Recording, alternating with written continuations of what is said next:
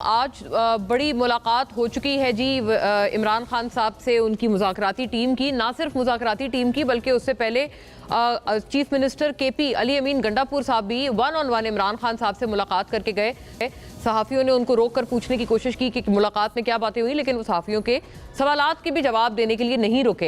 Actually बताया जा रहा है कि ये असल मुलाकात है और असल जो मुलाकात हुई है वो ये मुलाकात हुई है। फिर तो जो मुज़ाकराती कमेटी की मुलाकात है वो तो बहरहाल उसके अलावा हुई है, लेकिन देर सेइंग कि असल जो इम्पोर्टेंस है वो गंडापुर साहब वाली मुलाकात की है, जिसके बारे में लब जो हैं वो चुप हैं और खामोश हैं कि उस मुलाकात में क्या बातें हुई और क्या गुफ्त शनीद हुई।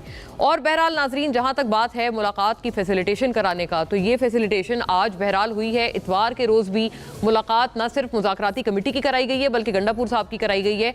इसको पाकिस्तान तहरीक इंसाफ के कई लोग और पीटीआई से ताल्लुक़ ना रखने वाले भी, यानी हुकूमत की तरफ के पीएमएलएन की तरफ के भी कई इंपॉर्टेंट जो लोग हैं वो इसको इस नज़र से देख रहे हैं कि ये पीटीआई के लिए लगता है कि कुछ मामलात उनके लिए आसान हो रहे हैं या बेहतर हो रहे हैं, क्योंकि दो मुलाकातें और काफ़ी इंपॉर्टेंट मुलाकातें, और एक तो बिल्कुल ही आप समझें कॉन्फिडेंशियलिटी की मुलाकात, क्योंकि ये जो मुज़ाकराती कमेटी वाली हुई है यहाँ पर तो ये खुद भी ये वफ्द बता रहा था, ये अरकान बता रहे थे कमेटी के कि ये तो एक कंट्रोल्ड एनवायरनमेंट वाली मुलाकात थी। लेकिन वो जो गंडापुर साहब वाली मुलाकात है उसके हवाले से काफ़ी लोग ये कहते हुए नज़र आ रहे हैं कि ये ऐसा लगता है कि कुछ अच्छे हालात हो रहे हैं पाकिस्तान तहरीक इंसाफ के लिए। क्या वाकई ये बात सही है या फिर ये आंखों का धोखा है, इसके ऊपर बात करेंगे। और नाजरीन, दो बातों की क्लैरिटी लेना बहरहाल ज़रूरी है।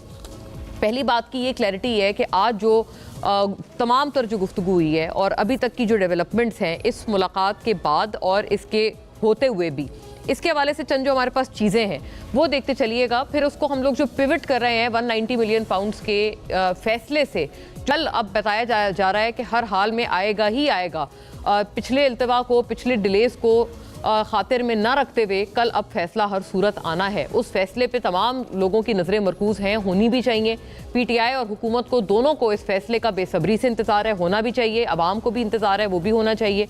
और नाजरीन, जो अभी तक ये जो जुडिशल कमीशन के हवाले से जो एक मशरूत करने वाली बात है, यानी कि मुज़ाकरात के हवाले से जो एक गुफ्तगू है, वो आपको दिखाते हैं कि इसमें एक बहुत मच नीडेड क्लैरिटी है जो कि बहरहाल मौजूद है। देखते चलिएगा। अभी उस नुकात को हम लोगों ने उनको प्लेस किया हुआ है इन ऑर्डरली मैनर। हुकूमत की जानिब से नाजरीन इजाज़त मिलने के बाद पीटीआई की मुज़ाकराती टीम ने अडियाला जेल में बानी पीटीआई से मुलाकात की, और जो मुलाकात है उसमें दो जो रहनुमा हैं वो मौजूद नहीं थे, यानी कि सलमान अकरम राजा और हामिद खान साहब, सेनेटर हामिद खान, ये मौजूद नहीं थे। मुज़ाकराती कमेटी से कबल वज़ीर आला खैबर पख्तूनख्वा अली अमीन गंडापुर की बानी पीटीआई से तवील मुलाकात हुई। अली अमीन गंडापुर सहाफ़ियों से मुलाकात किए बगैर रवाना हो गए। मुलाकात के बाद मीडिया से गुफ्तगू करते हुए पीटीआई रहनुमा हामिद रज़ा का कहना था कि आज बानी पीटीआई के साथ कंट्रोल्ड माहौल में मुलाकात हुई, जहाँ हमने बानी पीटीआई के आगे अपने नुक्ता नज़र रखा। बानी पीटीआई ने कहा कि 9 मई और 26 नवंबर के वाक़यात पर गैर जानिबदार कमीशन तहकीकात करे और हक़ाइक़ तक पहुँचे ताकि ज़िम्मेदारान का तयन हो सके। कमीशन की सरबराही किसी गैर जानिबदार जज को दें। साहबजादा हामिद रज़ा ने कहा कि बानी पीटीआई ने मुज़ाकरात के लिए 31 जनवरी की डेडलाइन दी है। कमीशन तश्कील ना दिया गया तो बातचीत आगे नहीं बढ़ेगी। डेडलाइन की तोसी के बारे में फ़ैसला बानी पीटीआई ने करना है।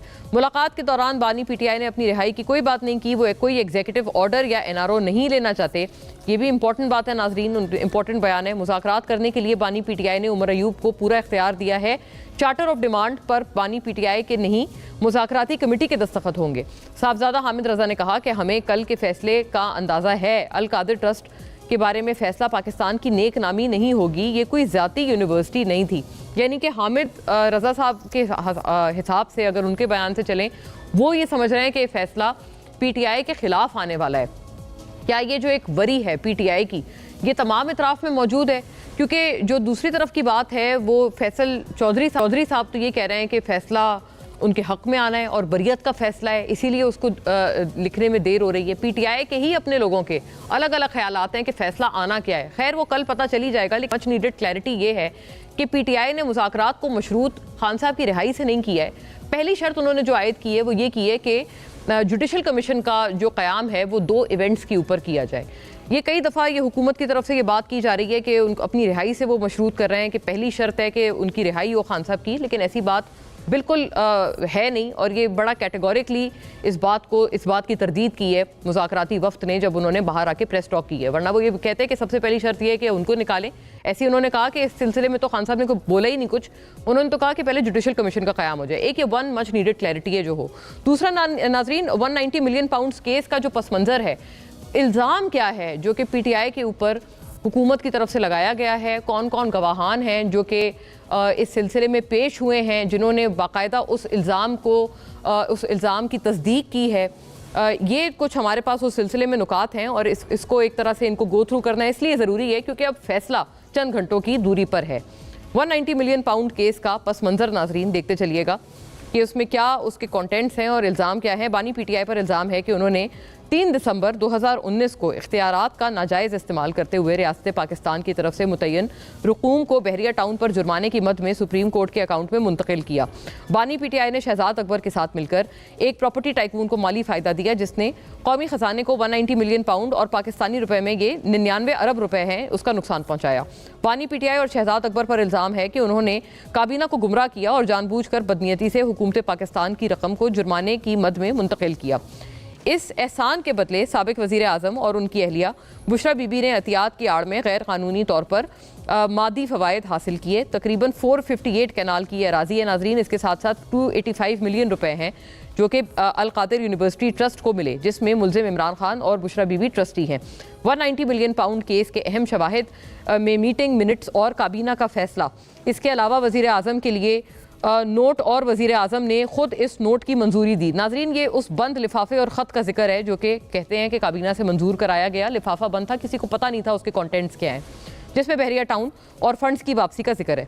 साबिक प्रिंसिपल सेक्रेटरी आज़म खान ने बानी PTI के खिलाफ शहादत दी, जिसके मुताबिक बानी PTI और शहजाद अकबर ने हकायक को काबीना से छुपाया। अब नाजरीन, ये वो गवाहान हैं जो कि इस सिलसिले में इस इल्ज़ाम की, हुकूमत के इस इल्ज़ाम की तस्दीक कर रहे हैं। 10 जुलाई 2020 को पहली तरमीम करके बानी PTI और बुशरा बीबी कानूनी ट्रस्टीज़ नामजद किया गया उनको। इससे कबल बानी PTI, बुशरा बीबी, जुल्फी बुखारी और बाबर रहमान बतौर ट्रस्टी रजिस्टर हुए थे। बहरिया टाउन से अतिया का अमल और बैंक में भारी रकूम की मुंतकली, ज़मीन की इमारत और आलात, NCA और ARU की प्रेस रिलीजेस सब रजिस्ट्रार का रिकॉर्ड मुल्ज़िम को बतौर ट्रस्टी जाहिर करता है। बानी PTI और बुशरा बीबी को सज़ा होगी या बरियत होगी। 190 मिलियन पाउंड केस का फैसला कल सुनाया जाएगा। एहतसाब अदालत के जज नासिर जावेद राना कल 13 जनवरी को अडियाला जेल में महफूज फैसला सुनाएंगे। अभी तक की यही इतलात हैं और इसमें अभी तक कोई किसी तरह की कोई तरदीद नहीं आई है कि जी फैसला कोई मज़ीद आगे जा रहा है, ऐसा कुछ। अब ये नाजरीन, ये तमाम तर मेरिट्स हैं जो कि फ़ैसले के मौजूद हैं। इन मेरिट्स में कितना वज़न है, कितना नहीं है, ये बहरहाल कल पता चल जाएगा। फिर क्या सियासी मंजरनामा एक बहुत बड़े पैमाने पर मुतवक्के है कि इस फैसले की वजह से ही तब्दील होगा। उस तब्दीली के लिए क्या तमाम तर जो सियासी जितनी इस वक्त एलीट है, चाहे वो अपोजिशन है या हुकूमत है, वो तैयार हैं उस तब्दीली के लिए? इसके ऊपर भी बात करेंगे।